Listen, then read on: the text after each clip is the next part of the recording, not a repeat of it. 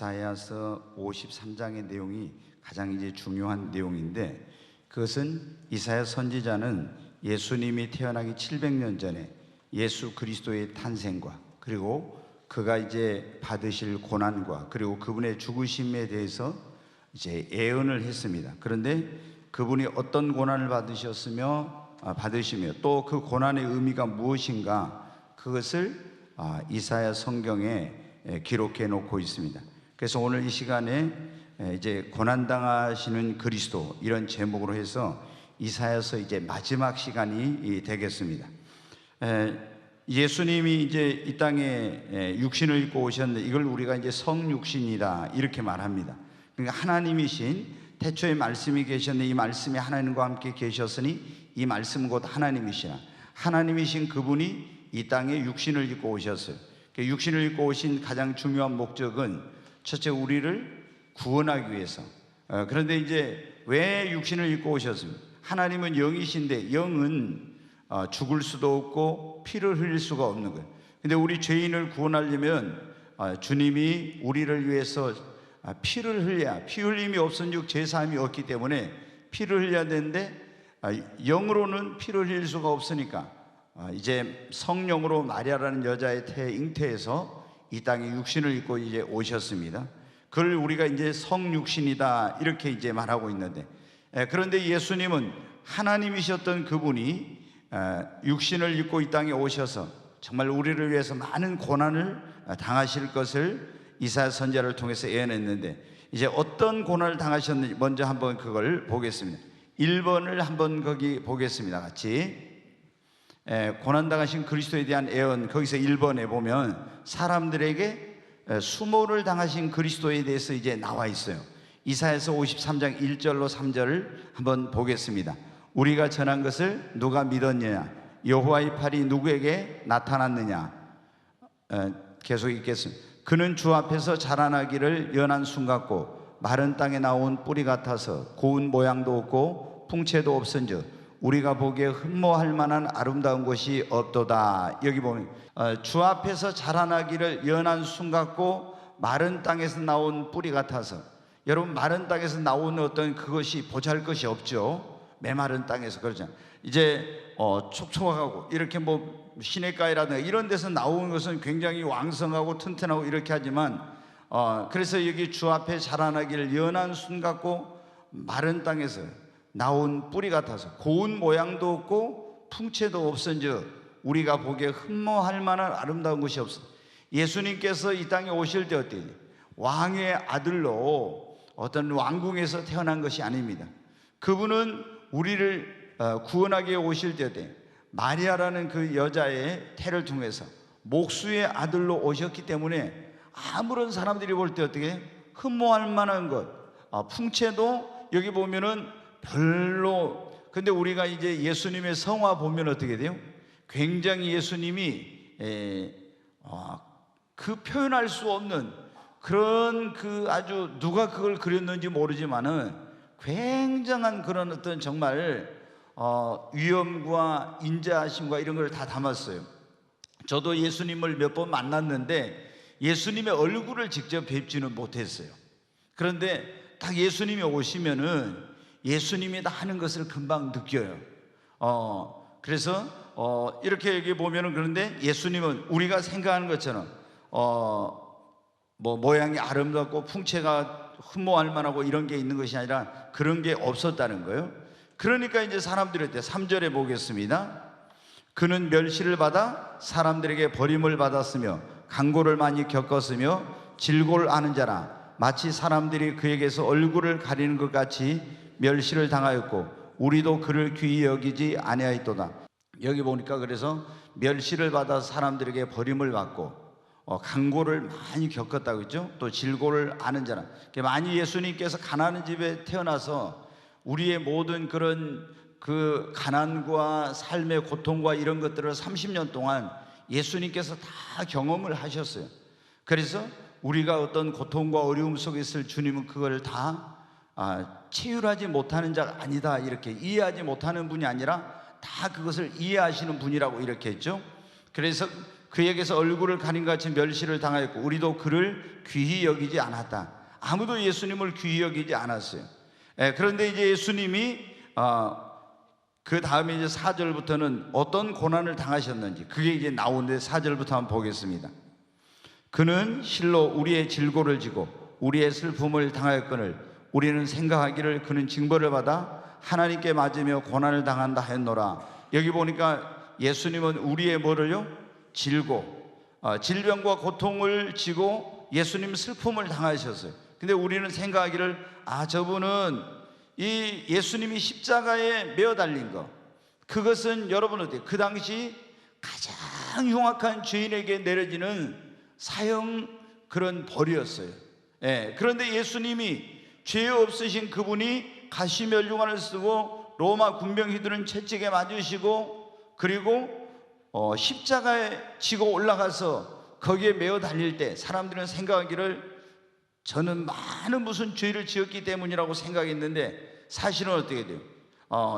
우리의 질고를 지고 우리의 슬픔을 대신해서 받으신 건데 사람들은 그렇게 생각했다는 거예요.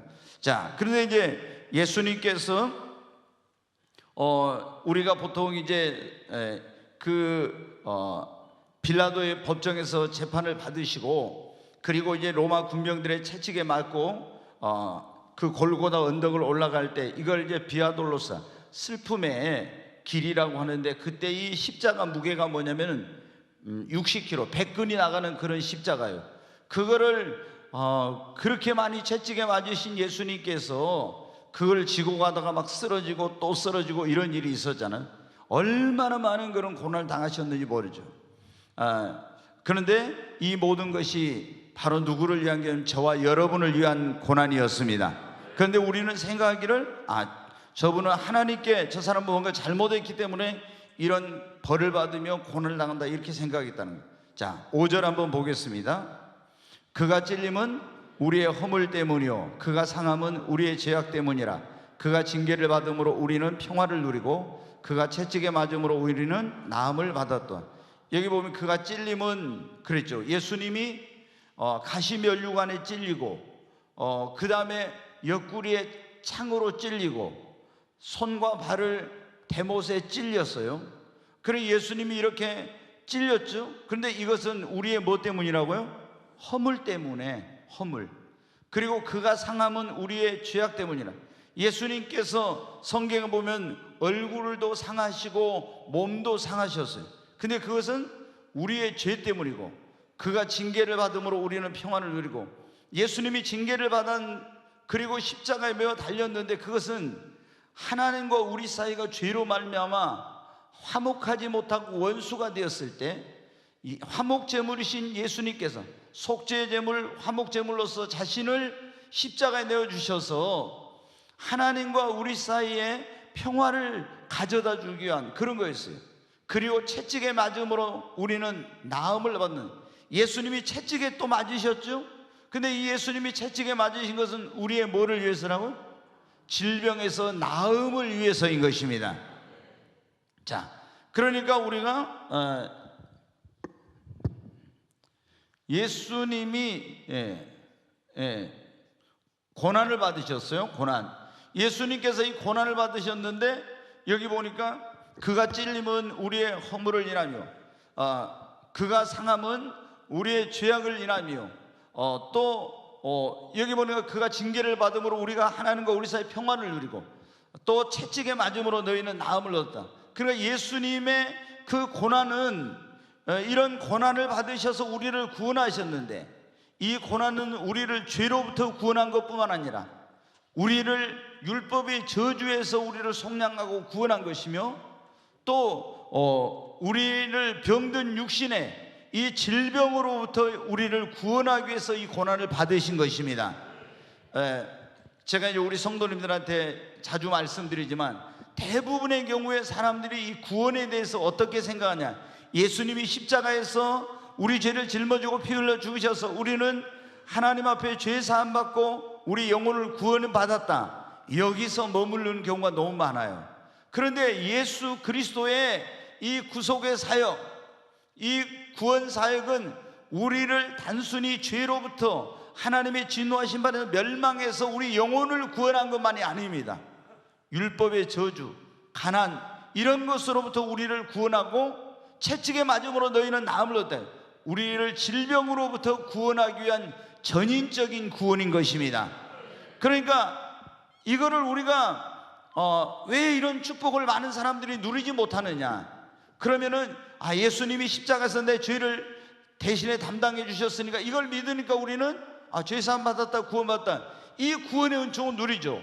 그러나 예수님이 율법의 저주에서 우리를 속량하셔서 가난에서도 저주에서도 구원해 주셨다는 것을 많은 사람들이 받아들이지 않고 있어요. 그리고 또 예수님이 우리를 질병으로부터도 구원하신다는 것을 많은 사람들이 이 구원사역, 구속사역 속에 들어있다는 것을 그거를 잘 모르고 있어요. 여러분, 우리는 영혼 구원뿐만 아니라 범사에 모든 율법의 저주에서 구원받고 또 우리가 육신도 질병에서 여러분 건짐을 받아야 됩니다. 그래서 지난 주일날 낮에 설교가 그거였잖아요. 우리 영혼이 잘 되고 범사가 잘 되고 강건하려면, 그런 설교를 들었죠. 우리 영혼이 잘 되고 범사가 잘 되고 강건하려면 첫 번째 예수 그리스도를 믿고 뭘 받아야 한다? 구원을 받아야 한다 그랬어요. 그래서 하나님과 우리의 깨어진 관계가 회복이 돼야 돼.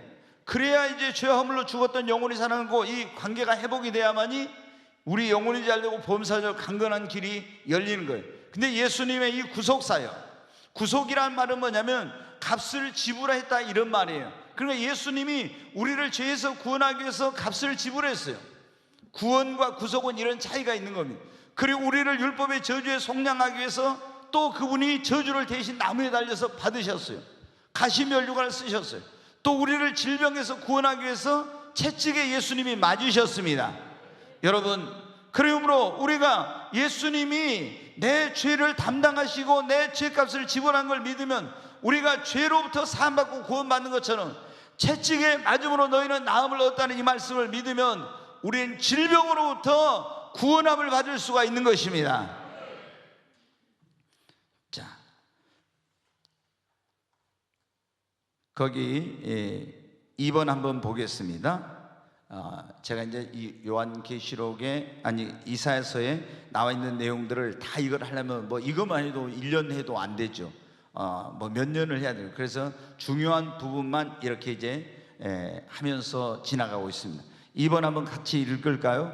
장차 놀라운 축복과 번영, 부흥을 꿈꾸는 자들이 먼저 해야 할 일.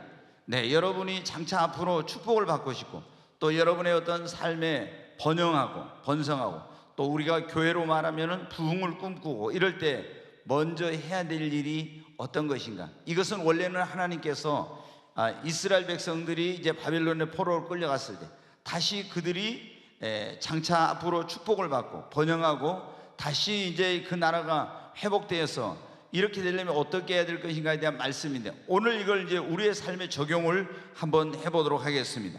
자, 거기 이사야서 54장 1절에 있는 말씀 같이 읽겠습니다. 잉태하지 못하며 출산하지 못한 너는 노래할지어다. 산고를 겪지 못한 너는 외쳐 노래할지어다. 이는 홀로 된 여인의 자식이 남편 있는 자의 자식보다 많음이라 여호와께서 말씀하셨느니라. 계속 2절 보겠습니다. 내 장막터를 넓히며 내 처소의 휘장을 아끼지 말며 널리 펴되 너의 줄을 길게 하며 너의 말뚝을 견고히 할지어다.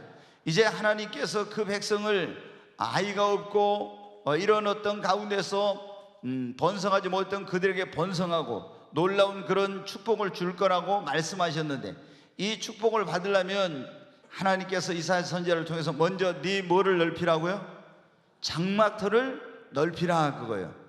여러분, 우리가 이제 교회도 마찬가지, 우리 사업장도 마찬가지. 하나님께서 여러분 우리에게 더 크신 그런 큰 축복을 주시고 우리를 번영케 하려고 할 때 하나님이 우리의 장막터를 넓히라고 여러분 말씀하고 계십니다. 네, 그러니까 이제 여러분 어때요? 제가 이 교회당을 건축할 때 하나님께서 저에게 그때 우리가 원래 있던 교회는 중위층까지 다 하면은 한 300명 정도 바닥하게 이렇게 하면 들어갈 수 있는, 밑에 층만 하면은 한 240명 정도 들어갈 수 있는 이런 곳이었어요. 근데 저한테 이제 성전을 지으라고 그래서 몇 명 들어가게 짓습니까? 본당을. 그랬더니 2,000명 들어가게 지으라 그런 거예요. 그래 어떻게 돼? 하나님께서 그때 거기에 비해서 한 거의 10배 정도 크게 이제 지으라 한 거죠. 그러면 왜 하나님께서 이렇게 하겠어요? 우리 교회에 부흥을 주시고 우리 교회를 더 이제 하나님께서 영혼 구원의 역사를 크게 해서 부흥케 하시려고 먼저 장막터를 넓히라고 하신 겁니다. 그렇잖아요. 그러니까 여러분, 하나님께서 여러분에게 사업에 어떤 더 큰 축복을 주려고 할 때 사업장을 하나님께서 여러분이 생각했던 것 더 넓히도록 이렇게 하셔. 이걸 우리가 영적으로 한다면 우리의 믿음의 그릇을 더 키우라고 하는 것입니다. 우리가 그러잖아요. 하나님이 축복을 주시려는데 그 축복을 받는 그릇이 뭐라겠어요? 뭐라고요? 자, 한번 해보죠. 믿음은 뭐라고 했습니까? 축복을 담는 그릇. 네.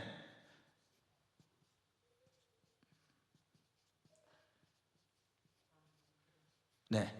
믿음은 축복을 담는 그릇이라고 했어요. 근데 이 믿음의 분량이 적으면 어떻게 합니까? 큰 축복을 하나님 주시려고 해도 받을 수가 없죠. 내 장막터를 넓히라, 이거를 우리가 교회로 하면은 뭐 교회당을 크게 짓고 사업을 하면 사업장을 넓힐 수도 있고 이런 거지만은 또 한편으로 우리가 준비해야 될 게 뭐냐면 축복을 담는 그릇인 믿음의 그릇을 네가 키우라는 것입니다.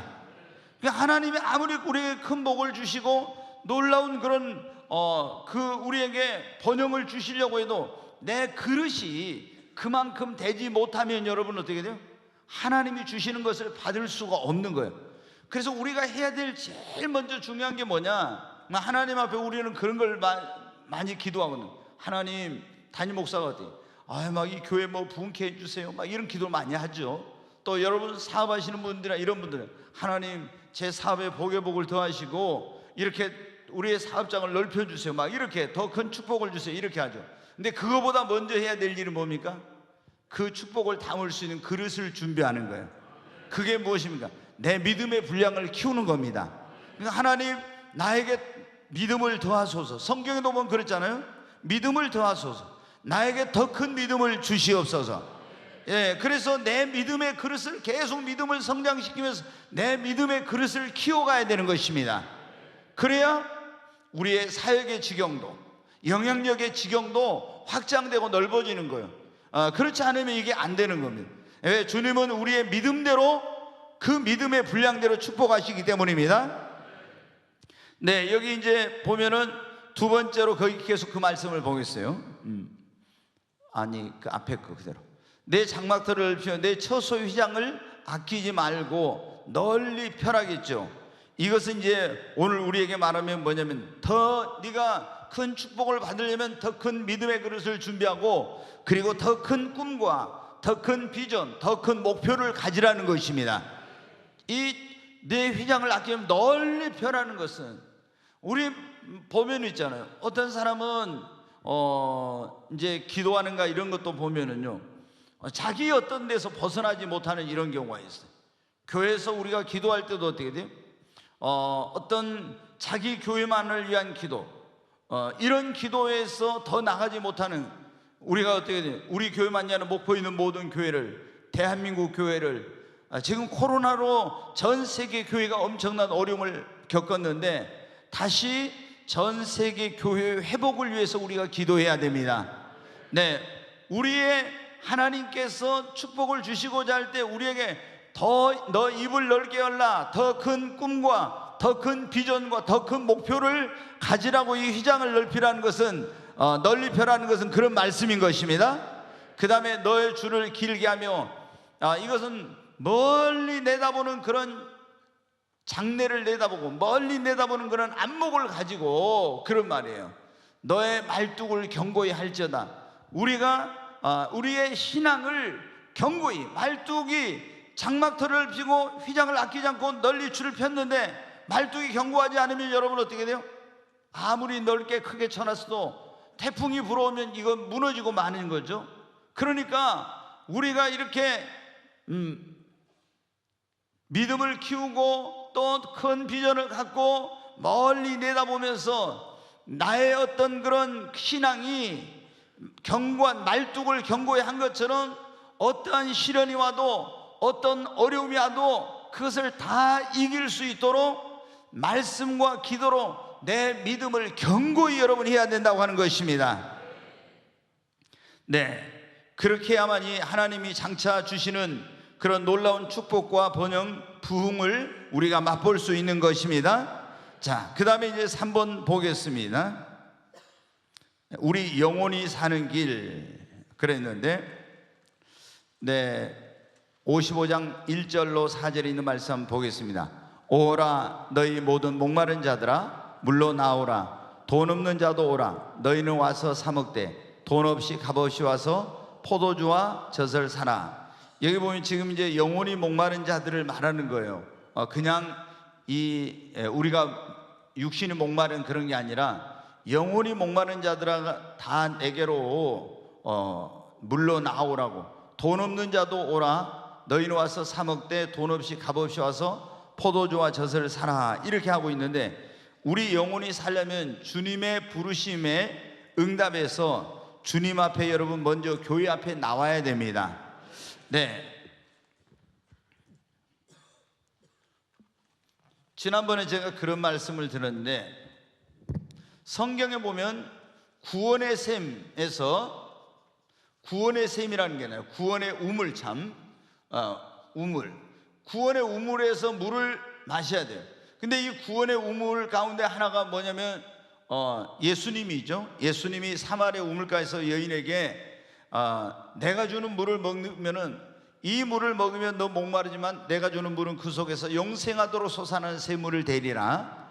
그리고 이제 예수님이 구원의 우물뿐만 아니라 교회, 그리스도의 몸인 교회가 또 이제 말씀이 성령님이 이렇게 이제 되는데, 여러분 어떻게 돼요? 여기 지금 목마른 자들아 다 내게로 오라고 했잖아요. 누구에게로 오라는? 예수님 앞으로, 그리고 주님의 몸된 교회 안으로 오라는 것입니다. 성경에 보면 에스겔 47장에 성전 문지방에서 동편에서 물이 흘러나와요. 근데 그 물이 흘러가는 곳마다 죽은 것이 살아나고 병든 것이 고침을 받고 열매 맺지 못한 것이 열매를 맺고, 그리고 그 생물이 살지 못하는 것들이 많은 물고기가 번성하고 사는 생명의 역사가 일어났어요. 네, 성전 문지방에서 흘러나오는 물이 가는 곳마다 그런 역사가, 이건 성전은 교회를 의미하는데 이 교회에서 하나님의 생명수가 여러분 흐르고 있는 것입니다. 그래서 목마른 자들은 어디로 와야 됩니까? 주님의 몸된 교회로 와야 돼요. 그래서 이 생명수 물, 하나님의 말씀을 통해서, 성령을 통해서 보혈의 강수, 은혜의 생수를 마시게 되면 먼저 내 영혼이 살게 됩니다. 내 영혼이 살면 여러분들 우리 가정이 살아나요. 그리고 다 죽었던 모든 것들이 열매 맺지 못한 것이 열매를 맺는 역사가 일어납니다. 그러니까 우리가 영혼이 살려면 제일 먼저 해야 될 일은, 여호와는 그 성전에 계시니 온천은 그 앞에 잠잠할지어다. 여기 하나님 아버지의 집입니다. 성경에 보면 교회는 하나님의 집이요 진리의 기둥과 터라고 했잖아요. 그러니까 우리가 하나님 아버지의 집, 목마르지 않는 생수, 이 생수가 흐르는 이곳으로 와서 그 물을 마실 때, 이런데 오늘 말씀해 보니까 값없이 돈 없이 와서 포도주와 젖을 사라 그랬죠. 여러분이 여기 와서 주님이 돈 내놓고 은혜의 생수, 또 말씀의 생수, 성령의 생수 마시라 하지 않고 값없이 은혜로 주시는 그런 생명수인 것입니다. 그걸 와서 값없이 돈 없이 마시라 이렇게 말씀하고 있어요. 우리 영혼이 살려면 그래서 먼저 주님 앞에 교회에 나와야 됩니다. 그리고 여기 와서 뭐를 받아야 돼요? 은혜를 받아야 됩니다. 이 포도주와 젖을 사라. 그럼 포도주와 젖은 어떻게 돼요? 포도주는 달콤하죠. 젖은 얼마나 우리에게 유익한 것인지 모릅니다. 그러니까 이것은 하나님 앞에 교회에 나와서 은혜를 받으라는 것입니다. 그리고 그 다음 말씀 한번 보겠습니다. 여기 보면은 어찌하여 양식이 아닌 것을 위하여 은을 달아주며 배부르게 하지 못할 것을 위하여 스스로 수고하느냐. 내게 듣고 들을지어다. 그리하면 너희가 좋은 것을 먹을 것이며 너희 자신들이 기름진 것으로 즐거움을 얻으리라. 여기 보니까 세 번째는 뭐냐면 내게 와서 듣고 들을지어다 그랬죠.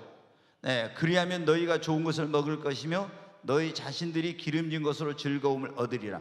그러니까 우리의 영혼이 살려면은 첫째 교회에 나와야 돼요. 그 다음에 하나님 앞에 와서 은혜를 받아야 돼. 그런데 그리고 우리가 이제 중요한 것은 뭐냐면 주님의 음성 나에게 듣고 그랬잖아요. 들을지어다. 하나님의 음성을 여러분 들어야 됩니다. 다시 말하면 영의 양식인 하나님의 말씀을 먹어야 되는 거예요. 네. 그리고 우리가 이제 또 내 영혼이 살려면 여기 안 나와 있잖아. 하나 더 하면은 우리가 내 영혼이 살려면 우리가 뭘 해야 되냐면 기도를 해야 됩니다. 기도는 우리 영혼에 뭐라 했어요? 호흡이라고 했잖아요. 그러니까 기도 안 하면 내 영혼이 어떻게 죽어가는 거예요. 그러니까 우리의 영혼이 살려면 반드시 하나님의 교회에 오고 은혜를 받고 말씀을 듣고, 말씀은 영의 양식이죠. 영혼의 호흡인 기도를 해야 됩니다. 그리고 또 우리가 한다고 하면 뭘 해야 되겠어요? 그냥 저걸 저기 해줘요. 우리가 이제 교회 와서 예배를 드리고 은혜를 받았잖아요. 그리고 말씀을 들었잖아요. 기도했잖아요. 그 다음에 여기서 끝나면 안 돼요. 우리가 영적으로 건강하고 우리 영혼이 살려면 우리가 영적인 운동을 해야 돼요. 그게 뭐냐면은 영적인 그 운동이 바로 전도와 봉사인 것입니다. 어떤 사람은 계속 듣기만 해. 그리고 이게 이제 전도라든가 봉사라든가 섬김이라든가 이런 삶이 없어요. 그러면은 건강하지 못합니다. 우리 영혼이. 여러분도 한번 생각해 보세요. 집에서 계속 좋은 음식, 기름진 음식을 먹고 여러분이 운동을 안 해. 그러면 여러분 어때요? 그 혈관이 다 기름기가 끼고 이렇게 해가지고 여러분이 이제 동맥경화가 오거나 이런 문제들이 생겨서 여러분이 건강하지 못하게 된 거예요. 우리가 영적으로도 마찬가지입니다. 계속 말씀을 듣기만 하고 기도는 많이 했습니다. 성령 충만함을 받았습니다. 은혜를 많이 받았어요. 그런데 어떻게 돼요?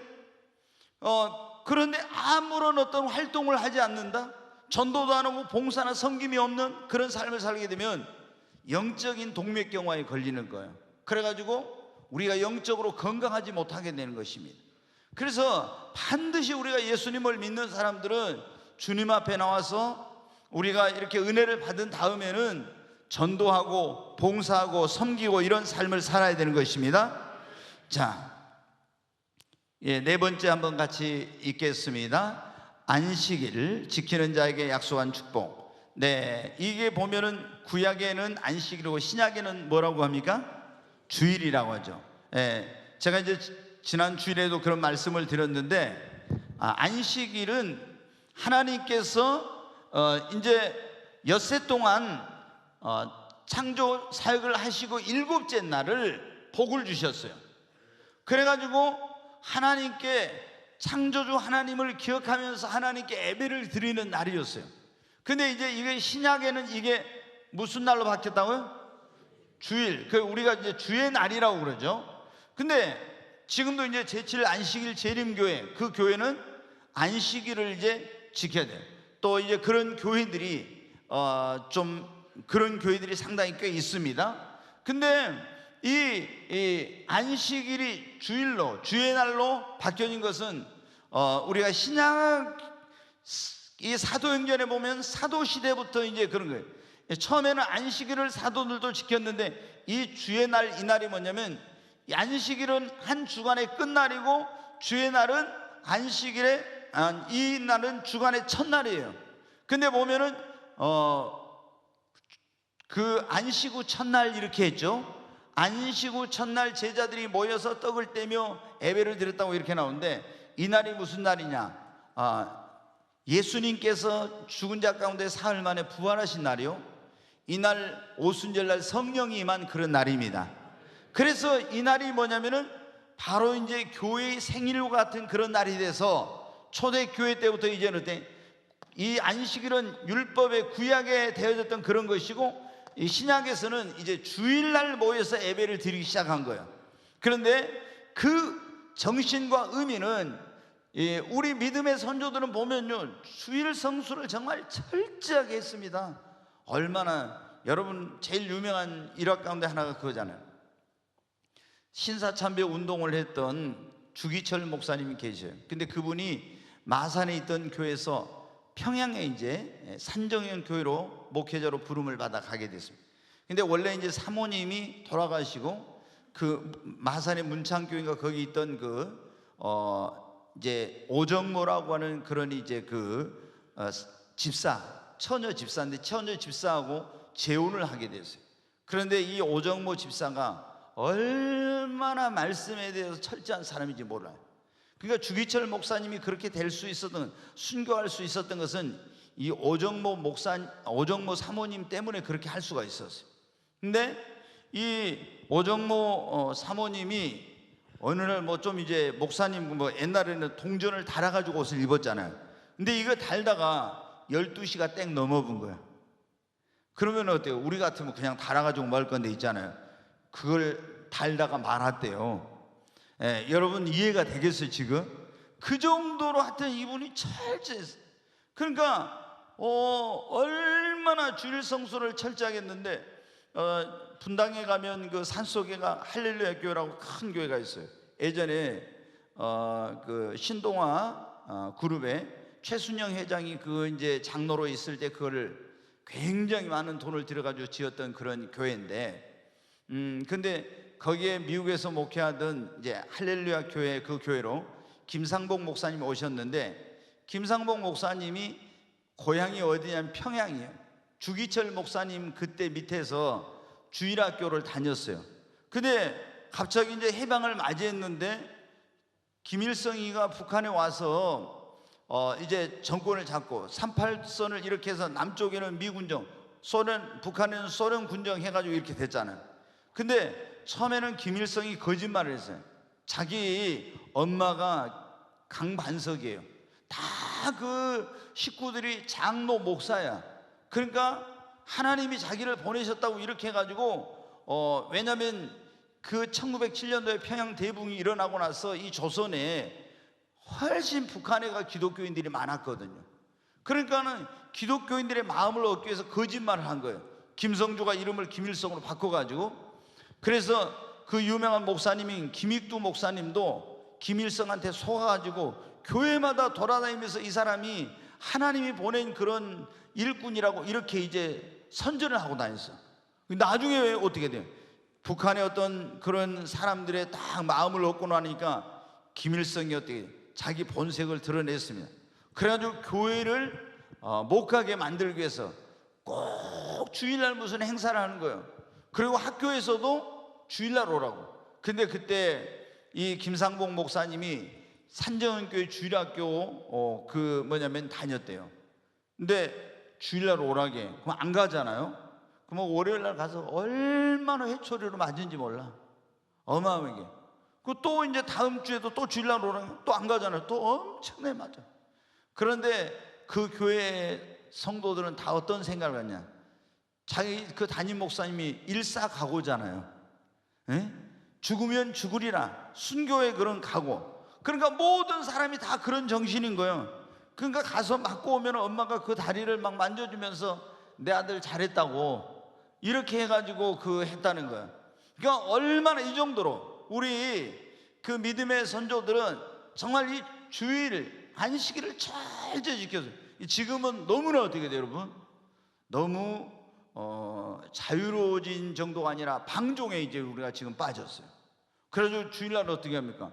요즘 어떤 분들은 그러더라고 보면은 이제 코로나 이 상황이 되면서 이 온라인 예배를 드리고 유튜브로 예배를 드린다 이렇게 해가지고 어디 놀러 가는 거예요, 그냥. 그래서 거기서 자기들끼리 예배 드린다고. 여러분 그게 예배가 되는 겁니까?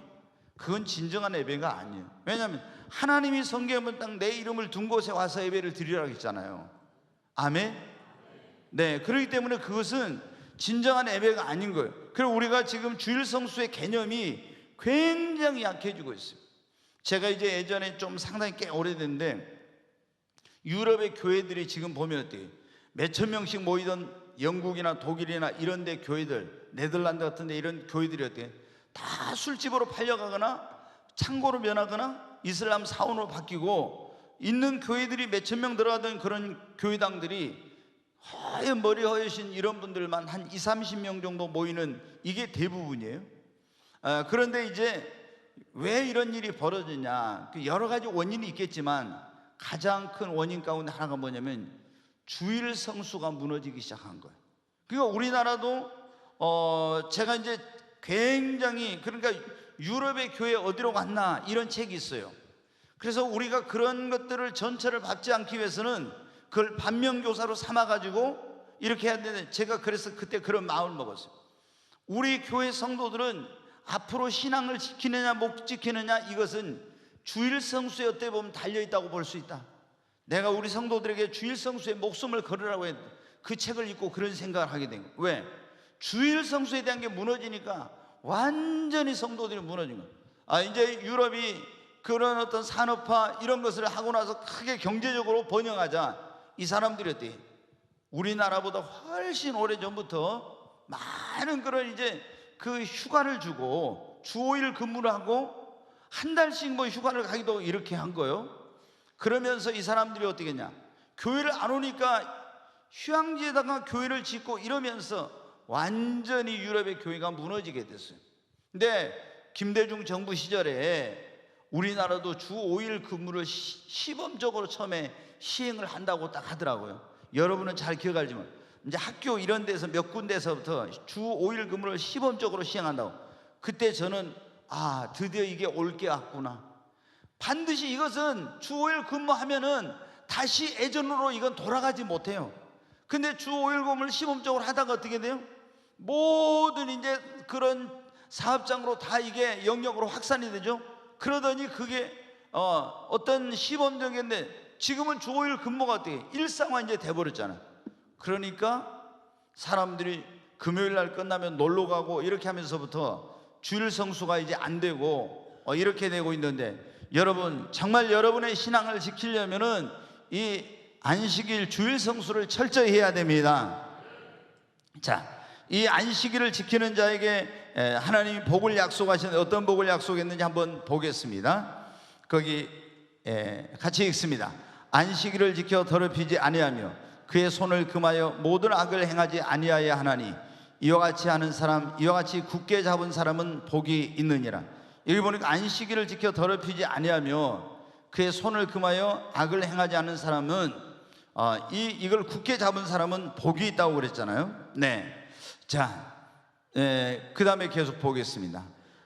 여호와께 연합한 이방인은 말하기를 여호와께서 나를 그의 백성 중에서 반드시 갈라내시리라 하지 말며 고자도 말하기를 나는 마른 나무라 하지 말라. 계속 여호와께서 이와 같이 말씀하시기를 나의 안식일을 지키며 내가 기뻐하는 일을 선택하며 나의 언약을 굳게 잡는 고자들에게는, 여러분 이게 그거 좀 놔둬. 여기 보면 이제 고자들이 나오죠. 고자는 아시죠? 고자가 뭔지 모르는 사람은 없을 거예요.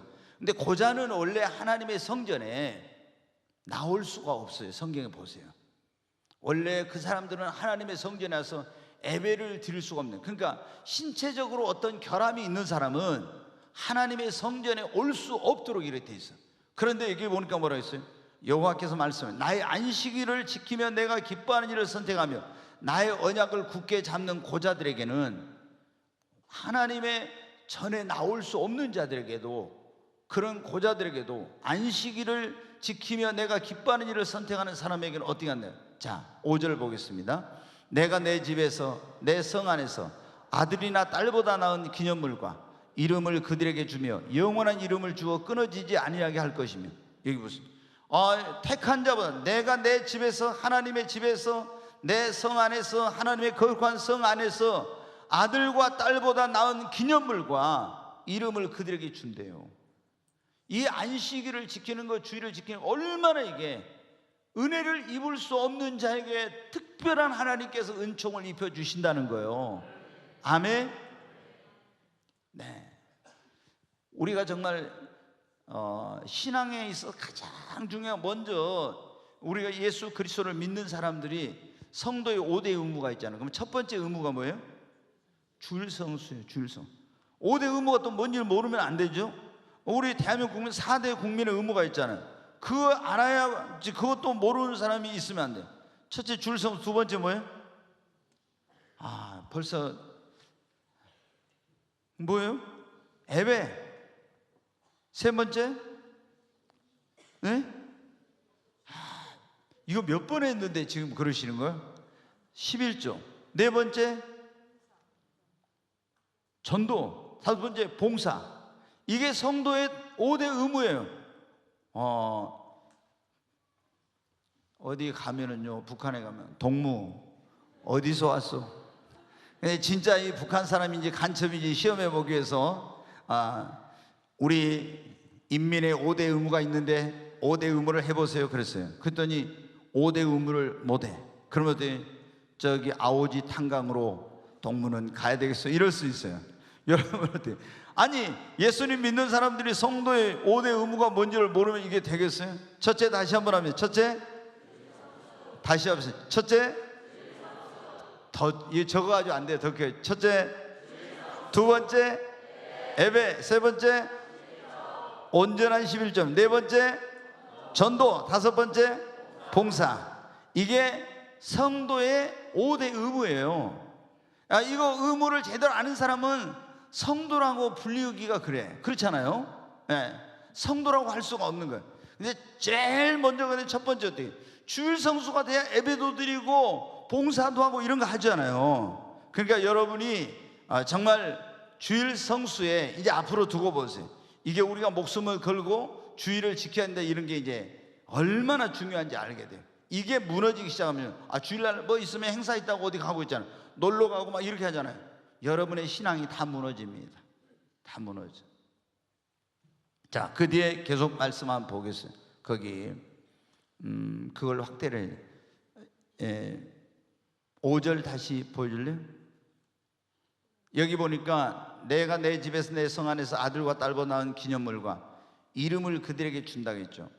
요한계시록 2장 17절에 보면 그랬어요. 버가모 교회 사자에게 이르기를, 이기는 자에게는 이렇게 말씀해요. 내가 흰 돌을 줄 것이며 나의 새 이름을 기록한 새 이름을 그에게 주리라고 이렇게 말씀했어요. 우리가 여러분은 여기도 그런데 안식일을 지키는 자에게, 그걸 굳게 지키는 자에게는 아들과 딸보다는 기념물과 이름을 그들에게 준다겠죠. 그리고 영원한 이름을 주어 끊어지지 아니하게 할 것이며. 아멘. 네, 6절까지 보겠습니다. 네, 계속. 또 여호와와 연합하여 그를 섬기며 여호와 이름을 사랑하며 그의 종이 되며 안식일을 지켜 더럽히지 아니하며 나의 언약을 굳게 지키는 이방인마다, 유대인이 아닌 이방인이라 할지라도, 이런 말이에요. 안식일을 지키는 그런 이방인마다. 7절을 계속 보겠습니다. 내가 곧 그들을 나의 성산으로 인도하여 기도하는 내 집에서 그들을 기쁘게 할 것이며 그들의 번제와 희생을 나의 제단에서 기꺼이 받게 되리니 이는 내 집은 만민이 기도하는 집이라 일컬음이 될 것이라. 이방인이라 할지라도 내가 곧 하나님께 그들을 나의 성산으로 인도하여 기도하는 내 집에서 그들을 기쁘게 한다고 했잖아요. 아멘. 그리고 그들이 드리는 번제와 희생을 나의 제단에서 내가 기꺼이 받을 것이라고. 내 집은 만민의 기도하는 집이라. 거기서 나와서 그렇게 안식일을 지키며 기도하는 사람은 하나님이 그 기도를 들으신다고 하는 것입니다. 자, 그리고 계속 이사야서 58장 13절 14절에 나와 있는 말씀 한번 보겠습니다. 같이. 만일 안식일에 네 발을 금하여 내 성일에 오락을 행하지 아니하고 안식일을 걸어 즐거운 날이라 여호와의 성일을 존귀한 날이라 하여 이를 존귀하게 여기고 내 길로 행하지 아니하며 네 오락을 구하지 아니하며 사사로운 말을 하지 아니하면, 여기 보세요. 만일 안식일에 네 발을 금하여 내 성일에 하나님의 날이지, 거룩한 날, 오락을 행하지 아니하고 안식일을 그 즐거운 날이라 여호와의 성일을 존귀한 날이라 하여 이를 존귀하게 여기고 네 길로 행하지 아니하며 오락을 구하지 아니하며 사사로운 말을 하지 아니하면. 내가 공개적으로 오늘 얘기해야 되겠어요. 집사님들이 나한테 와가지고 막 누구 시켜서 꼭 그래요. 목사님, 주일날 우리 공차로 가면 안 돼요? 이제 그런 걸 저한테 와서 물어보지 마세요. 네. 꼭 주일날 공차로 가면 어쩌나 이런 거 물어봐. 근데 그러면 내가 하나님도 아니고 내가 공을 차나가 있어요, 차지 말아 있어요. 그러니까 여기 보면 세상적인 오락은, 이게 오락을 하면 안 된다고 나왔잖아요. 그날을 성일이라고 존귀하게 여기. 그러면 우리가 하고 싶은 대로 안 하고 오락을 구하지 않으면 사사로운 말을 하지 않아요. 말하는 것도 그렇잖아요. 그러면 14절 보겠습니다. 네가 여호와 안에서 즐거움을 얻을 것이라. 내가 너를 땅의 높은 곳에 올리고 네 조상 야곱의 기업으로 기르리라. 여호와 입의 말씀이니라. 아멘. 그러면 뭘 얻어요? 즐거움을 얻어. 하나님이 그를 땅의 높은 곳에 올려줍니다. 존귀하게 해줍니다. 네 조상 야곱의 기업으로 기르리라. 하나님이 우리 기업에 놀라운 복을 주십니다. 이렇게. 근데 제가 지난 주일에도 설교하면서 그런 말씀드렸죠. 미국의 서부 개척시대 때 안식일을 안 지키고 예배 안 드리고 달려간 사람들은 어떻게 돼요? 먼저 가서 다 땅을 차지하고 자기 깃발을 꼽아가지고 좋은 땅 차지할 줄 알았는데 다 병 들어가지고 죽었다 했잖아요. 딱 안식일 되면 지키고 그리고 예배 드리고 이렇게 한 사람들이 가서 다 건강하게 되고 좋은 땅을 차지했어요. 우리가 여러분은 하나님께서 이 일주일 가운데 하루를 쉬도록 이렇게 만들어 놨어요. 그래야만이 우리가 건강할 수도 있어요.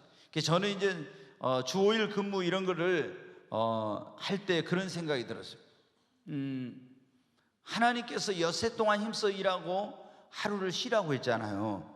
근데 이것은 하나님의 창조의 법칙에는 맞지 않는 것이다. 근데 소련이라는 옛날에 나라 있죠. 지금은 이제 소비에트 연방이 무너졌으면 한데, 소련이 원래 이제 러시아 정교회라는 그런 교회가 있었고 기독교 국가였어요.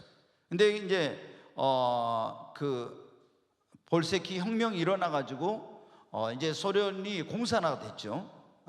그런 레닌이나 이런 스탈린 이런 사람들이 정권을 잡아가지고 기독교인들을 어마어마하게 박해하고 죽였어요. 그리고 주일 성수를 못하게 하기 위해서 요새 이제 일하고 딱 주일날은 쉬고 이렇게 하기 위해서 이걸 막 8일 근무하고 하루 쉬게 한다든가 뭐 여러 가지 방법을 다 해봤어요.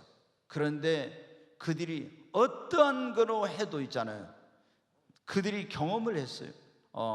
엿새 동안 일하고 하루를 쉬면서 할 때 가장 사람들이 건강하고 일의 능률이 오르고, 이렇게 공산주의자들이 그걸 실험했는데 그랬어요. 그래서 실패한 거예요, 그것도. 그런데 우리가 이 주일날은 정말 주의 날입니다. 하나님 앞에 나와서 은혜를 받아야 됩니다. 구약에는 안식일에 주말이라고 그러죠. 우리 그래서 이제 끝날인데 이 날은 지금은 주의 첫날입니다. 그래서 우리가 주일날 와서 하나님 앞에 주일 성수하고 예배를 드리고 은혜를 받아가지고 가야 세상에서 승리할 수 있어요. 네, 세상에서. 여러분 보면 그러잖아요. 이스라엘 백성들이 광야를 갈 때 매일 새벽마다 그 성막 주변에 나가서 만나를 먹었죠. 그 만나를 먹어가지고 광야에서 새 힘을 얻어가지고 걸어가는, 게으름 피우고 그 해가 뜬 다음에 나오면 만나가 다 사그라들어 버렸어요. 시들고. 그래가지고 그걸 먹을 수가 없어. 그럼 그 사람은 어때? 하루 종일 배를 쫄쫄 골아야 돼. 광야를 가면 얼마나 여러분 힘듭니까? 그리고 그들은 딱 하다가 그 구름기둥 불기둥이 멈추면 거기 멈추고 예배를 드리고 항상 이렇게 했죠. 그래서 그대로 순종한 사람들이 이 광야를 거쳐서 적과 꿀이 가나안 땅에 들어간 것입니다. 여러분, 정말 우리가 먼저 영혼이 잘 돼야 됩니다. 자, 거기 5번 한번 보겠습니다. 신속한 기도 응답과 회복의 비결. 네, 거기 보면 이제 우리의 기도가 신속하게 응답이 되고 또 병든 육신이나 이런 것들이 빨리 회복이 되려면 어떻게 해야 되는지 나와요. 이사야서 58장 3절 그 한번 같이 읽겠습니다. 우리가 금식하되 어찌하여 주께서 보지 아니하시오며 우리가 마음을 괴롭게 하되 어찌하여 주께서 알아주지 아니하시나이까. 보라, 너희가 금식하는 날에 오락을 구하며 온갖 일을 시키는다. 그러니까 이 사람들이 지금 빨리 하나님 앞에 기도 응답을 받고 싶고 병든 거 이제 무너진 거 이런 것들이 회복되기 위해서 뭐를 했어요? 금식을 했어. 금식을. 성경에도 보면 나와 있죠. 금식과 기도 외에는 이런 유가 나갈 수 없네요. 그러니까 능력의 비결, 제자들이 귀신을 쫓아내 못 쫓아냈어요. 간 다음에 제자들이 예수님께 물었습니다. 우리는 어째 쫓아내지 못했습니까? 한 곳에는 너희가 믿음이 작은 영혼이야, 또 한 곳에는 주님이 이렇게 말씀해요.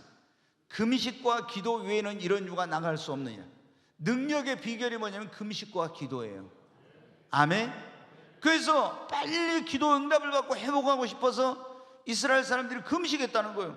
그럼 금식하면 빨리 기도 응답이 되는데, 금식하되 어찌하여 주께서 보지 않으십니까? 우리가 마음을 괴롭게 하되 주께서 알아주지 않습니까? 이렇게 한 거예요. 여러분 금식해 보신 분들 알죠? 뭐 하루 이런 거 그냥 그렇게 어려운 건 아니에요. 그래도 하루 하신 분들도 너무 힘들다고 하더라고요. 네. 한 끼도 못 굶으신 분들은 하루 하는 게 진짜 힘들죠. 그렇지 않아요? 네. 그래가지고 예전에 그랬다 했잖아요. 고난주간에, 저희 교회도 예전에 고난주간에는 꼭 금식을 많이 했는데, 어떤 교회에서 뭐 한국 교회 전체가 항상 예전에 그랬어요. 고난주간에는 특별히 우리도 그리스도의 고난에 동참하자 그래가지고 금식에. 근데 이제 어떤 집사님이 금식하니까 어떻게 아랫목에 가서 누워가지고 벌써 금식하는 마음이 있잖아요. 이 약해져가지고 나는 움직이면 안 된다고 아랫목에 누워 있었다고 그러더라고요. 근데 이게 굉장히 중요한 게 뭐냐면 마음을 어떻게 먹느냐는 게 중요해요. 마음. 내가 그냥 확 이렇게 다부진 마음을 먹고 내 마음을 강하게 먹으면은 하루 뭐 이런 것은 그렇게 어렵지 않아요. 근데 이제 몸이 뭐 특별히 건강 이상이 있다나 이런 분들은 좀 힘들 수도 있죠. 근데 이스라엘 사람들이 지금 하나님께 빨리 응답받기 위해서 뭐 했어요? 금식 기도를 했다는 거예요. 여러분 빨리 기도 응답받고 싶으면 금식 기도 하세요. 아멘. 진짜 빨리 응답이 받아요. 저는 이제 이쪽에 지금 뭐 코로나 터지기 전까지는 제가 저희 집사람이 있으니까 알지만 제가 어떤 중요한 일이 있으면 항상 금식, 그리고 거의 이제 제가 이 코로나 터지기 전까지는 토요일은 예전에는 이제 일주일에 며칠도 했지만 토요일은 거의 항상 제가 금식을 했어요. 토요일은 몇십 년 동안 금식을 해요. 왜? 주일날 예배를 위해서. 지금은 제가 뭐 안 먹은다 하면 우리 집사람이 뭐 어떻게 저를 공갈 협박을 하는지 몰라요. 그래가지고 건강해야 주의를 하지 뭐 지금이 뭐 청춘인 줄 아냐고 막 이러면서 하니까 제가 또 마음이 약해가지고 이제 좀 이제 그 막 흔들려요 이제. 네, 여러분 어때요? 자, 금식 빨리 응답을 받으려면 금식하는데, 근데 계속 보겠습니다. 보라, 너희가 금식하면서 논쟁하며 다투며 악한 주먹으로 치는도다. 너희가 오늘 금식하는 것은 너희의 목소리를 상달하게 하려는 것이 아니야. 여기 보니까 금식하면서도 어떻게 뭐해요? 막 싸워, 논쟁하고 그러면서 이렇게 이제 하나님께 응답을 안 해주신다고 한다. 이렇게 해갖고는 안 된다는 거예요. 그럼 목소리가 하나님께 상달이 안 돼. 계속 보겠습니다. 이것이 어찌 내가 기뻐하는 금식이 되겠으며 이것이 어찌 사람이 자기의 마음을 괴롭게 하는 날이 되겠느냐. 그의 머리를 갈대같이 숙이고 굵은 뼈와 재를 펴는 것을 어찌 금식이라 하겠으며 여호와께 연락될 날이라 하겠느냐. 그 굵은 베옷을 입고 재를 뒤집어 쓰고 겉으로는 그렇게 밥은 안 먹어. 그런데 어떻게 돼요? 막 논쟁하고 다투고 주먹질하고 이런다 이거. 오락을 찾고. 그것은 하나님 보실 때 금식이 하나님 기뻐하는 금식이 아니대 이게. 사람에게 보이게 한 거라고. 계속 보겠습니다. 내가 기뻐하는 금식은 흉악의 결박을 풀어주며 멍에의 줄을 끌어주며 압제당하는 자를 자유하게 하며 모든 멍에를 꺾는 것이 아니겠느냐. 하나님 기뻐하는 금식은 흉악의 결박을 풀어주고 멍에를 메고 있는 사람의 줄을 풀어주며 압제당한 자를 자유케 하고 모든 멍에를 꺾는 것이 아니겠냐. 계속. 또 줄인 자에게 네 양식을 나누어 주며 유일한 빈민을 집에 들이며 헐벗은 자를 보면 입히며 또 내 골육을 펴 스스로 숨지 않는 것이 아니겠느냐. 계속 보겠습니다. 그리하면 내 빛이 새벽같이 비칠 것이며 네 치유가 급속할 것이며 내 공의가 네 앞에 행하고 여호와의 영광이 네 뒤에 호위하리니. 여기 보면 이렇게 음식만 안 먹는 것이 아니라 가난한 사람 도와주고 억압받는 사람을 자유케 해주고 멍에의 줄을 끌어주고 이렇게 하면서 구제하고 이런 걸 할 때, 그러면서 금식을 할 때 그리하면 네 빛이 새벽같이 비칠 것이며 네 치유가 어떻게 한다고요? 급속하게 이루어진다고. 아멘. 조금 더 읽어보겠습니다. 네가 부를 때는 나 여호와가 응답하겠고 네가 부르짖을 때는 내가 여기 있다니. 여기 보세요. 이렇게 할 때 하나님께 부를 때는 바로 응답하고 부르짖을 때 내가 여기 있다 하면서 응답해 주신다는 거예요. 아멘. 네. 자, 오늘 거기까지만 그 부분은 보겠습니다. 뒤로 넘겨서 보겠습니다. 제가 이제 오늘 이걸 끝내려고 하니까.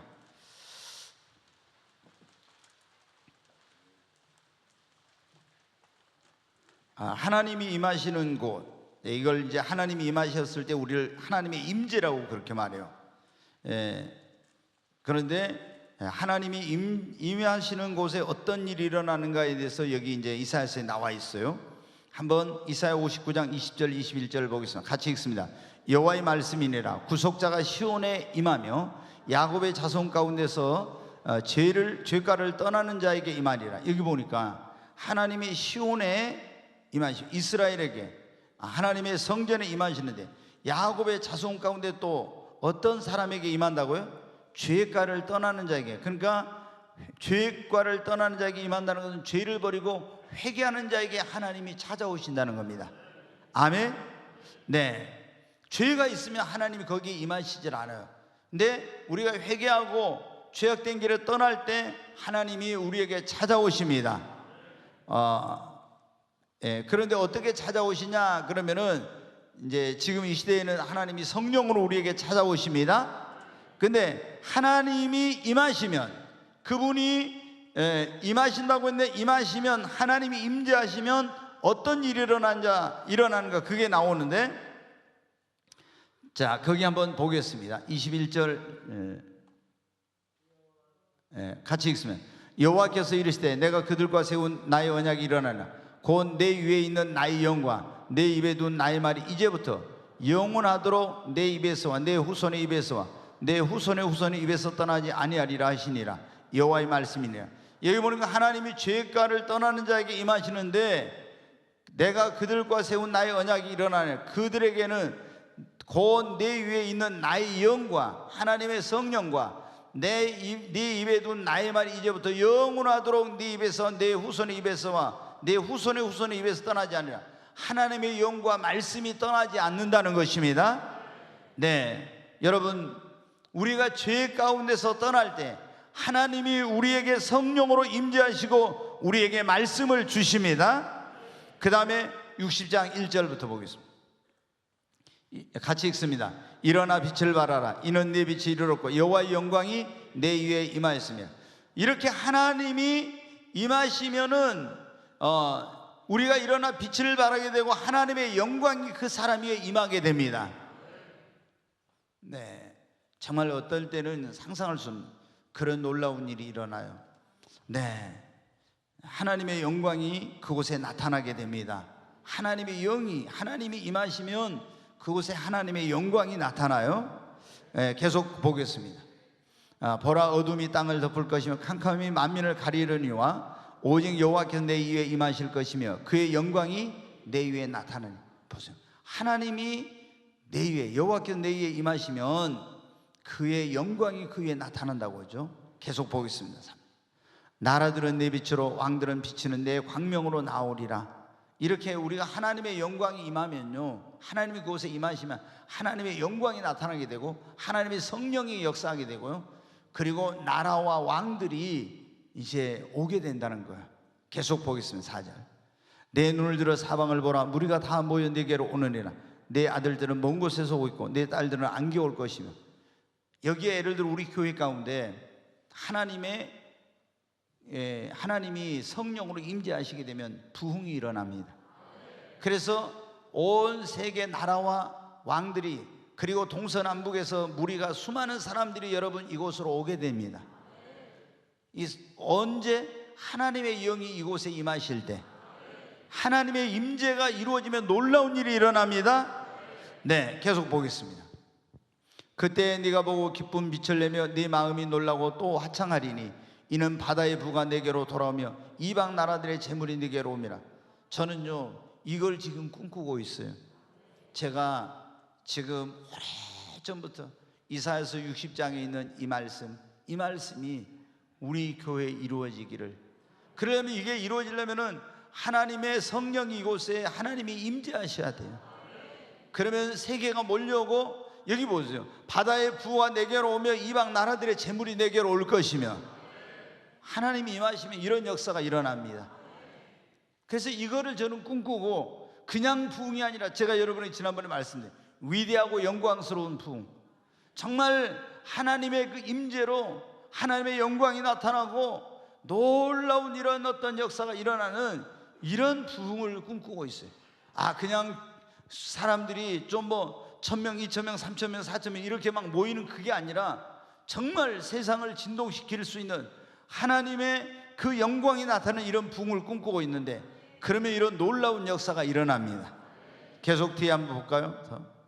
허다한 낙타 미디안과 에바의 어린 낙타가 네 가운데 가득할 것이며, 스바 사람들은 다 금과 유황을 가지고 와서 여호와의 찬송을 전파할 것이며. 정말 우리 교회에 이런 일이 일어나기를 위해 우리 기도하십시다. 계속 좀 더 볼까요? 계달의 약물이는 다 내게로 모일 것이요 느바에서 순양은 내게 공급되고 내 제단에 올라 기꺼이 받음이 되리. 내가 내 영광의 집을 영화롭게 하리라. 아멘. 자, 여기까지만 이걸 좀 더 볼까요? 거기까지만 보겠습니다. 그 다음에 7번을 보겠습니다. 제가 빨리 끝내려고 하니까, 성령의 기름 부으심을 받은 자들이 해야 할 일, 이렇게 나왔죠. 우리가 예수를 믿고 구원받고 성령의 기름 부음이 나에게 임했을 때 우리는 어떤 일을 해야 되는지에 대해서 말씀해 주고 있어요. 자, 이사야 61장 1절부터 한번 보겠습니다. 주 여호와의 영이 내게 내리셨으니 이는 여호와께서 내게 기름을 부으사 가난한 자에게 아름다운 소식을 전하게 하려 하심이라. 나를 보내사 마음이 상한 자를 고치며 포로된 자에게 자유를, 갇힌 자에게 노임을 선포하며. 여기 보니까 주 여호와의 영이 내게 내리셨으니 이는 여호와께서 내게 기름을 부으사. 여러분에게도 하나님의 성령의 기름 부음이 임하기를 바랍니다. 성령의 기름 부음, 그 성령의 기름 부음이 나에게, 여기 보면은 주 여호와의 영이 내게 내리셨으니 이는 내게 하나님의 기름을, 성령의 기름을 부으사 가서 뭐 하도록? 가난한 자에게 아름다운 소식을 전하게. 뭐 하려고? 다른 말로 하면 복음을 전하도록 하기 위해 성령의 기름 부음을 주신 겁니다. 그 다음에 나를 보내사 마음이 상한 자를 고치며. 마음에 상처가 있는 사람이 얼마나 많습니까? 마음에 병이 있는 사람. 그런데 하나님이 나에게 성령의 기름을 부으신 것은 마음이 상한 자를 가서 고치라고, 또 포로된 자, 마귀에게 포로된 자를 자유케 하며, 갇힌 자, 어떤 질병이나 환경이나 이런 것으로 갇혀 있는 자에게 노임을 선포하며 은혜의 해를 선포하도록 하기 위해서 하나님이 우리에게 성령의 기름 부음을 주신 것입니다. 우리 모든 성도님들 성령의 기름 부음 받아 주의 복음 전해야 합니다. 가서 마음이 상한 자를 고치고 포로된 자를 자유케 하고 갇힌 자에게 노임을 선포하고 슬픈 자를 위로하는 우리 모두가 될 수 있기를 바랍니다. 자, 8번 한번 보겠습니다. 우리 그리스도인들은 언제까지 쉬지 말고 기도해야 하는가? 우리 그리스도인들은 언제까지 쉬지 말고 기도해야 돼요? 여기 이제 한번 잠깐 보겠습니다. 62장 1절. 나는 시온의 의가 빛같이 예루살렘의 구원이 햇불같이 나타나도록 시온을 위하여 잠잠하지 아니하며 예루살렘을 위하여 쉬지 아니할 것이니. 여기 보면 그렇게 나옵니다. 하나님의 그 시온의 의가 빛같이 예루살렘의 구원이 햇불같이 나타나도록 나는 시온을 위하여, 오늘 우리로 말하는 교회를 위하여 잠잠하지 않으며 예루살렘을 위하여 쉬지 않고 부르짖을 거라는 거예요. 자, 그러면서 6절과 7절 한번 보겠습니다. 예루살렘이여, 내가 너의 성벽 위에 파수꾼을 세우고 그들로 하여금 주야로 계속 잠잠하지 않게 하였느냐. 너희 여호와로 기억하게 하시는 자들아, 너희는 쉬지 말며. 여기 보니까 예루살렘이여, 내가 너의 성벽 위에 파수꾼을 세우고 거룩한 도성 위에 그 성벽에 파수꾼을 세우고 그들로 하여금 주야로 계속 잠잠하지 않게 하고 너희 여호와로 기억하게 하시는 자들아, 너희는 쉬지 말며. 7절.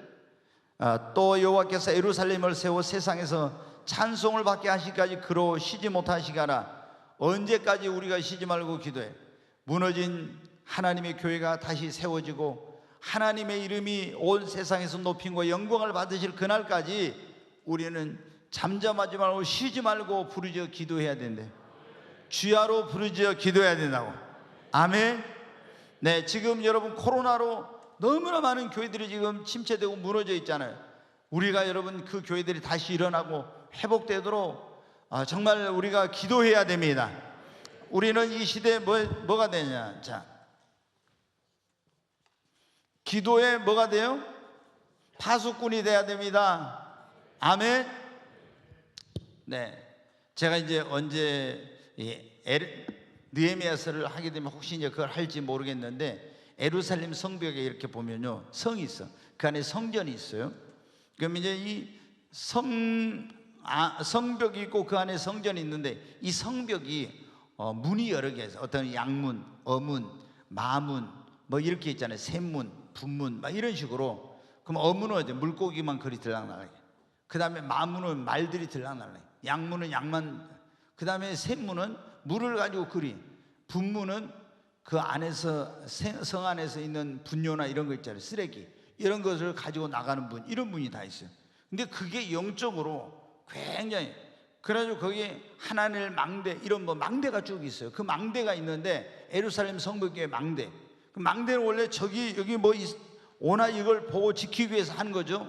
그래서 우리가 교회 안에도 악한 것들이 틈타지 못하고, 내 삶에 어떤 그런 위험이 오거나 악한 것이 오는 거나 이런 것들이 오는 걸 우리가 알려면 어떻게 해요?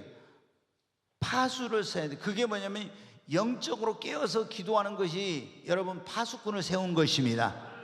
그러면은 우리가 교회 안에도 그 악한 것들이 들어오지 못하고, 내 삶에도 그런 것이 틈타지 못해. 특별히 우리가 내 가정이나 자녀들이나 사업이나 이런 어떤 삶의 영역에 악한 것이 틈타지 못하게 하려면 무슨 기도를 해야 돼요? 무슨 기도? 방패 기도를 해야 됩니다. 아멘. 방패 기도를 해야 돼. 그래서 제가 이번에도 저기 누구 아이를 보내면서 어떻게 보내냐 이렇게 기도해가지고 꼭 보내라고 우리 어떤 집사님한테 얘기했지만, 꼭 아이들 학교 보낼 때 어떻게 돼? 아이들에게 하나님 이 아이를 축복해 주시고 뭐 이제 쭉 그런 것도 하지만, 천군 천사를 동행시켜서 보호해 주시고 주님의 보혈로 이 아이를 덮어서 악한 것들이 만지지도 못하게 하여 주옵소서. 이게 뭐냐면 방패 기도예요. 예. 이런 기도를 해야 돼요. 왜? 너무나 정말 그런 악한 것들이 많아. 근데 그렇게 하면 하나님이 천군 천사를 보내서 지켜주시고, 악한 것들이 틈타려고 왔다가 주의 보혈을 보고 마귀가 예수의 피를 두려워하잖아요. 도망갑니다. 자, 이제 오늘 여기 본문의 말씀에 그렇고, 우리가 기도는 언제까지 해야 됩니까? 언제까지? 크게 하십시다. 언제까지요? 자신이 그래도 없으니까 응답이 올 때까지. 아멘 하지 말고 한번 따라서, 응답이 올 때까지. 기도는 언제까지요? 또 한 번 하면, 기도는 언제까지? 소원이 이루어질 때까지 하는 겁니다. 기도는 문제가 해결될 때까지 하는 것입니다. 그리고 기도는 성령 받기를 원하면 성령이 임할 때까지 하는 것입니다. 축복 받기를 원하면 야곱처럼 축복을 받을 때까지 하는 것입니다. 여러분, 그리고 우리가 교회가 부흥되려면 부흥이 올 때까지 하는 것입니다. 그리고 우리는 기도를 언제까지? 쉬지 말고 주님 앞에 가는 그날까지 쉬지 말고 기도해야 됩니다. 아멘. 주님 앞에 가는 그날까지. 자, 이제 제가 한 가지만 얼른 말씀을 드리고 마치, 우리가 쉬지 말고 기도해야 되는 이유, 왜 우리는 이렇게 쉬지 말고 기도해야 되는가? 조금 전에 말씀드렸죠. 기도는 우리 영혼의 뭐라고 했어요? 호흡이야. 생명줄이야. 기도하지 않으면 내 영이 어떻게 돼요? 죽어요. 그래서 기도하지 않는 사람 벌써 영적으로 보면요, 살았다는 이름을 가지면 다 죽은 자예요. 제가 여러분에게 몇 번 말씀드렸잖아요. 기도 안 하는 교회 있잖아요. 기도 안 하는 교회는 알곡이 별로 없어. 다 쭉정이야. 쭉정이. 왜? 기도가 영혼의 호흡인데 기도를 안 하면요, 그래서 제가 말씀드려요. 성령운동, 기도운동, 회개운동 안 하는 교회는요, 쭉정이들만 수락하게 있어. 막 수천 명 모여도 알곡은 얼마 없어. 회개운동, 기도운동, 성령운동을 해야 알곡이 많지. 머리로는 어떻게 다 지식적인 구원이야. 어떻게 구원받아요? 예수님이 나의 죄를 위해 십자가 피를 돌아. 그런데 영혼은 거듭나지 못했어. 쭉정이에요. 그러니까 여러분이 기도는 해도 되고 안 해도 되는 게 아니라, 기도는 정말 다니엘이 그랬잖아요. 기도하면 죽는 날 알고도 목숨 걸고 기도하다 죽으면 죽으리라 기도했잖아요. 쉬지 말고 기도하라 했잖아요. 왜? 쉬지 말고 기도해야 내 영이 살지. 기도를 쉬면 영이 죽어요. 그래서 성경에 살았다는 이름은 가르쳐는 죽은 자 그는 나오죠. 그런데 얼마나 오늘 그런 사람들이 많은지 몰라요. 기도 안 하는 사람은요, 지금 뭐 자기가 막 믿음 있는 거 살아있는 것처럼 그러지만 영적으로 보면 죽어 있어. 그러니까 기도를 쉬지 말고, 우리가 여러분 그 추수감사주일 2주 전에 설교 들었잖아요. 우리가 감사할 때 어떤 놀라운 일이란가 할 때 데살로니가전서 5장 16절로 18절에 항상 기뻐하라, 쉬지 말고 뭐하라? 기도하라, 범사에 감사하라, 이는 그리스도 예수 안에 너희를 향하신 하나님의 뜻이냐. 쉬지 말고 기도하는 것이 뭐라고요? 하나님의 뜻입니다. 쉬면 우리 영이 죽으니까 영안이 어두워져. 그리고 능력을 상실하기. 기도는 능력의 통로입니다. 기도를 많이 하는 능력이 많고 기도 안 하면 능력이 없어요. 능력 있던 사람도 기도 안 하면요, 다 성령의 기름 부음이 임하지 않으니까 능력이 없어요. 기도하지 않으면 또 뭐냐? 시험 들어요. 시험 들어. 대부분 이제 제가 목회하면서 보면 시험 든 사람들 어때요? 열심히 기도한 사람이 기도 안 하잖아요. 그러면 목회자는 좀 불안해. 왜? 그럴 때 아무것도 아닌 거 가지고 시험에 들거든요. 기도한 사람은 그 시험이 와도 시험 안 들어. 근데 기도하지 않는 사람은 아무것도 아닌 거, 진짜 너무 치사해 가지고 말할 수도 없는 그런 거 가지고 다 시험에 든다고. 기도를 안 하면 이렇게 되는 거예요. 그래서 예수님이 뭐라고요? 우리의 가르쳐 주신 기도, 주기도문 가운데 우리를 시험에 들게 하지 마옵시고, 이렇게 뭐 하라겠어요? 기도하라 했잖아요. 아멘. 여러분, 시험에 들지 않으려면 기도해야 됩니다. 그리고 기도하는 사람은 고난이 와도 이길 수 있습니다. 기도하는 사람은 하나님의 축복과 도우심을 받지, 기도하지 않으면요, 하나님의 축복과 도우심을 못 받아. 하나님 우리에게 놀라운 복을 주신다고 해서 그걸 나에게 주신 것으로 믿고 그걸 구하여야 하나님께 약속한 복을 받는 것입니다. 여러분, 우리가 기도를 쉬지 말아야 되는 이유는, 기도를 쉬지 않아야만이 여러분 우리가 신앙의 승리자가 될 수 있습니다. 그러니까 기도를 쉰다? 그러면 이거는 정말 심각한 그런 거예요. 그래서 기도는 해도 되고 안 해도 되는 게 아니라 쉬지 말고 기도를 해야 돼요. 하루도 건너뛰면 안 되는 거예요. 바쁘다고 기도 안 하고, 뭐 시간 없다고 안 하고, 뭐 어쩌다고 안 하고 이러면 안 돼요. 여러분, 쉬지 말고 기도해야 돼요.